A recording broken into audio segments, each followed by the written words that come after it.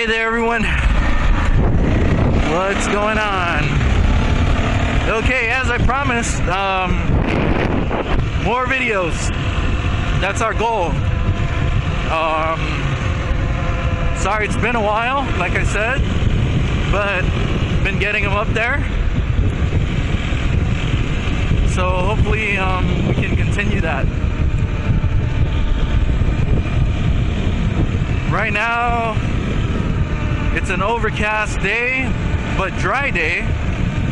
So, not perfect conditions, but not horrible.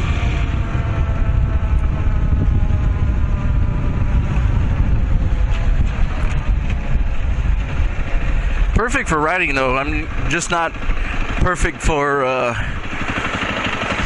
visual. I kind of like watching those videos where it's nice and sunny and bright outside.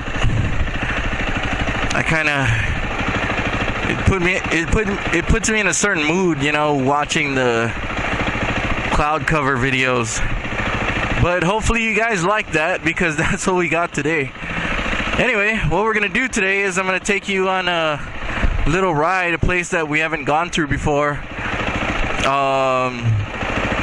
Again, we're here in Guam.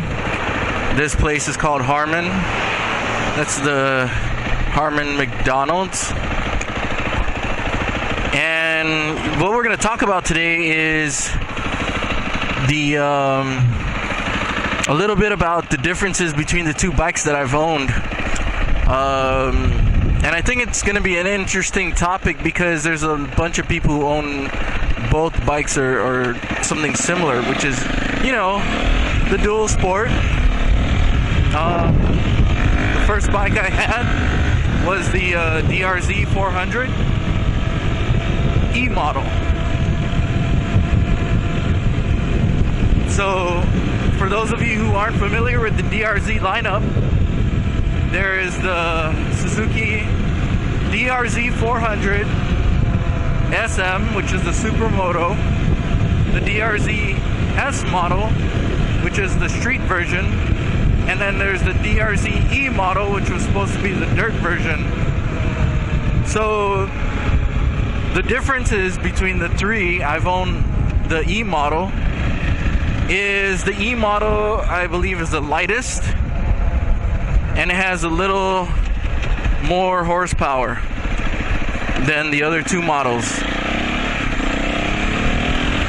What made it lighter than the other two was the plastic gas tank that it had. The other two had steel gas tanks. And then another difference, what gave it more horsepower, was it had a little bit bigger header, as well as a bigger carb. So other than that, they are basically identical.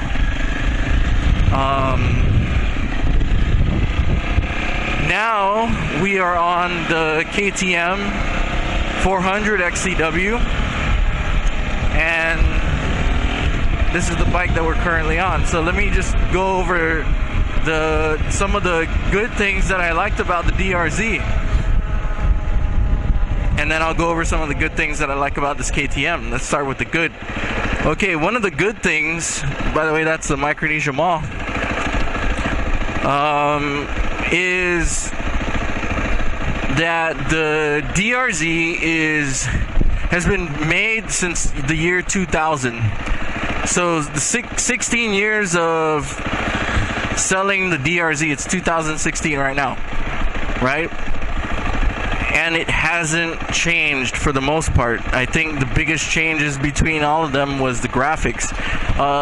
In a couple models, also the forks. The difference between the E model and the SM was the SM had the inverted forks and the E model had conventional forks. So you know, 16 years of basically the same bike, same engine, same parts. And then you have 16 years of R&D from different people, different aftermarket, you know, they've done so many dynos and so much research on what makes that thing tick and how to really tune it in to be such a great bike. Now, another good, so that's one good thing is parts availability. You can, I mean, pretty much buy your whole bike off of eBay and just put it together. Seriously. If you knew what you were looking for, you can buy every single part on eBay and put the bike together yourself. So parts availability and dirt cheap, I might add. I mean, unbelievable how cheap it was. I had a 2000 DRZ E model, and I found someone parting out a DRZ 2006 model, or is it, yeah, or is it 2008? I forget which. But every single part that was looking old on my bike from being so many years old, I believe it was 11 years old by the time I got it in 2011, I basically upgraded to almost brand new. So it's 2000 to 3-year-old parts, right? Because it's 2008. So just parts availability, very easy. Cost of ownership, reliability. That DRZ400 engine, I mean, it's just rock solid. The maintenance intervals are very minimal. Had a pretty good oil capacity for the size of the engine. So cost of ownership, A+. Now, what else did it have that we can talk about that was on its good side? Very torquey. The torque was more like a 450 almost. Especially when you can compare it to this bike. Very torquey motor. So, what else was good about it?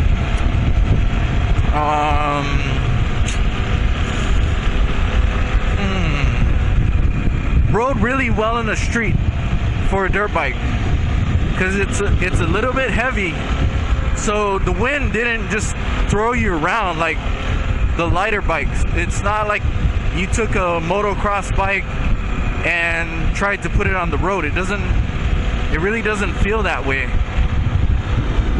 So in that regard, it was pretty damn good.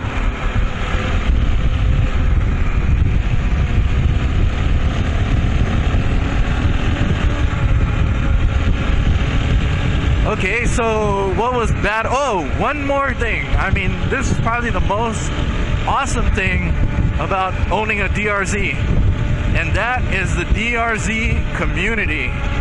Oh man, I'm telling you, the best. I mean, support,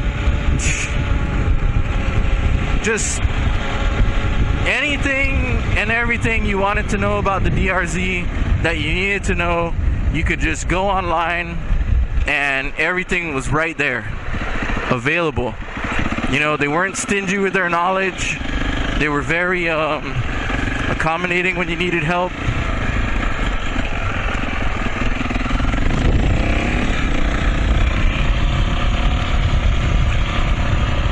So I found this trail a while back, and we're gonna see if it still exists. I don't remember that, but let's see.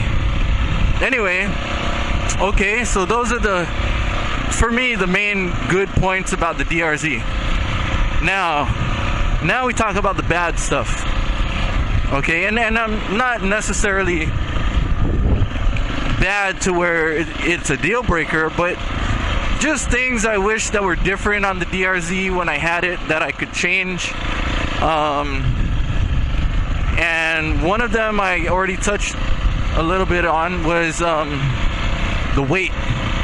The DRZ is a fatso. It is a fat pig. I believe, if I'm not mistaken, it weighed about 300 and something pounds. Just, you know, that's heavy. 300 pounds that when you're going through trails and you're slipping and sliding, especially on Guam, it gets muddy, you know, so the bike, just with the weight, it always wanted to go down in one way or another, you know. I could have swore there was a trail here. Whoa, that was a big monitor lizard. Maybe it just hasn't been used in a while. I have to look for the opening.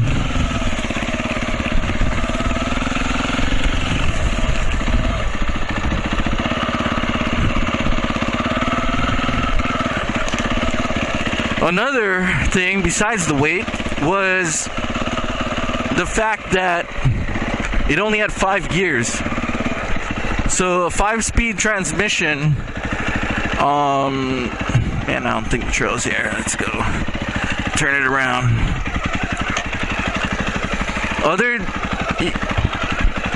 You had to choose whether you wanted to use it off-road or on-road. That was a big branch. See, if I was on the DRZ right now, I would have a hard time doing what I just did.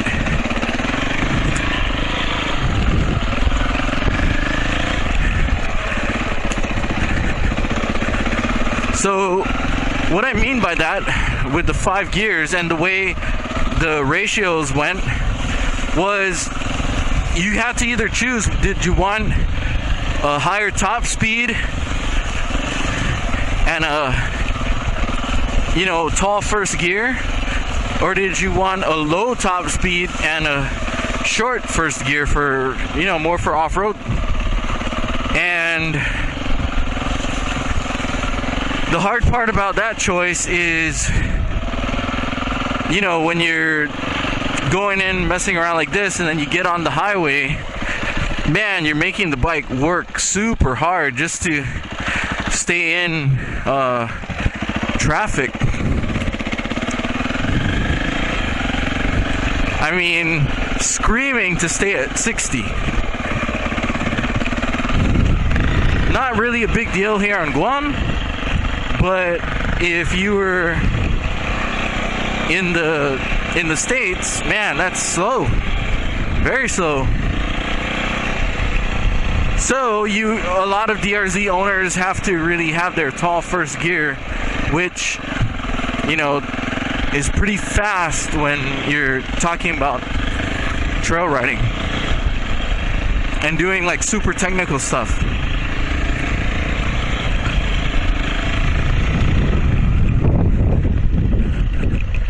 Now that looks like a ranch, but I don't remember that.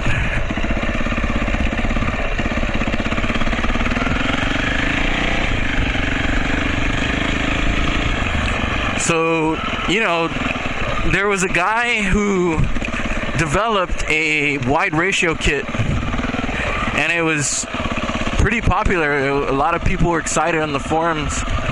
But the only thing was, it's pretty expensive to get that done, because first you have to buy the kit, and then you have to spend a lot of time splitting your cases and whatnot.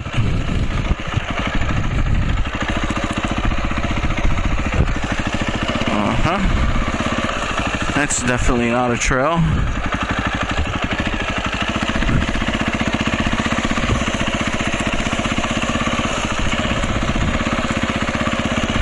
Just to install that kit. So anyway, I can't find this trail. Let's go backtrack to where places that I know.